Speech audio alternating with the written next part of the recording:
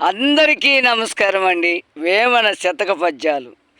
పరగరాతి గుండు పగలగొట్టవచ్చు, కొండలన్నీ పిండి కొట్టవచ్చు. కఠిన చిత్తు మనసు కరిగింపగారాదు, విశ్వదాభిరామ వినురవేమా.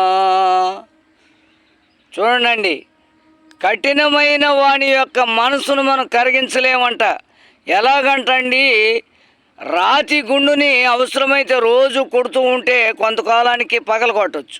అలాగే కొండలను కూడా రోజుగా తొలుస్తూ ఉంటే కొంతకాలాన్ని పగలగొట్టవచ్చు.